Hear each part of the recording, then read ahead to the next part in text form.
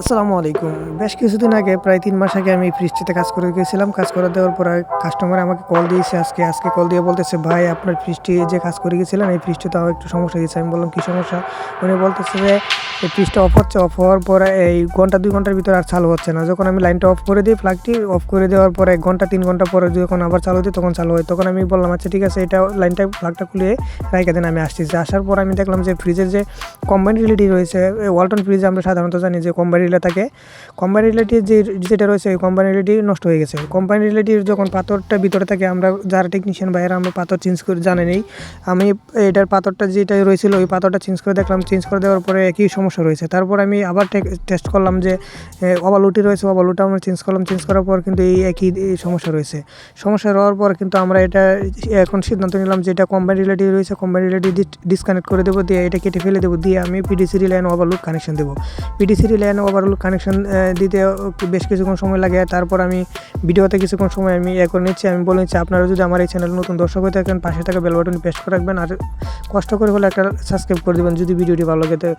তো এই পিডিসি রিলেগুলো আমি যখন কানেকশন করলাম, তো আমি কিন্তু হোম সার্ভিস দিয়ে থাকি, যে বাসায় গিয়ে আমরা কিন্তু ফ্রিজ এসির কাজ বাসায় গিয়ে করে থাকি। ফ্রিজ এসি, ওয়াশিং মেশিন, যত ধরনের এই কাজ রয়েছে সবগুলো করে থাকি।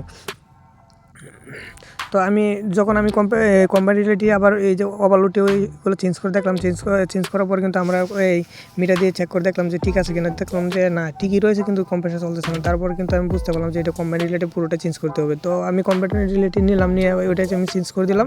চেঞ্জ করার পর যখন আলহামদুলিল্লাহ ভালোই চলতেছে এখন পর্যন্ত। আমি প্রায় এখানে বসে 1 ঘন্টা পর্যন্ত আমি চেক করে চালিয়ে দিলাম, না ঠিকই আছে। তো এটা আর কোনো সমস্যা ছিল না। সমস্যা ছিল যে থার্মোস্টেটের যে ভলিউমটা ছিল, ভলিউমটা কিন্তু আপনার হয়ে গেছিলো, মানে কি বলবো যে ঘুরালে মানে এরকম ইজি হয়ে গেছে, মানে একবারই ঘুরে যায়।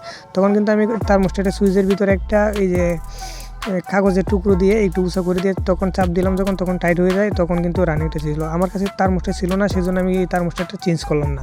তো থার্মোস্টেটটা চেঞ্জ করার খুবই দরকার ছিল। তারপর যেহেতু আমার কাছে ছিল না, আমি ওইটা চালিয়ে দিলাম, মনে বেশ কয়েকদিন চলবে, আশা করি এটা সমস্যা দিবে না। তো এই বিষয়গুলো আমাদের মাথায় রেখে কিন্তু এই কাজগুলো করতে হয়। আমরা এই বিষয়গুলোকে যদি মাথায় রেখে কাজ করি তাহলে অনেক ধরনের সমস্যা থেকে সলভ হয়ে যাবে, সমস্যাগুলো হবে না। তো আমি আশা করি যদি ভিডিওটি ভালো লেগে থাকে অবশ্যই আপনার একটা লাইক, একটা কমেন্ট এবং শেয়ার করবেন। ধন্যবাদ, সবাই ভালো থাকবেন, সুস্থ থাকবেন, আল্লাহ হাফেজ। এরকম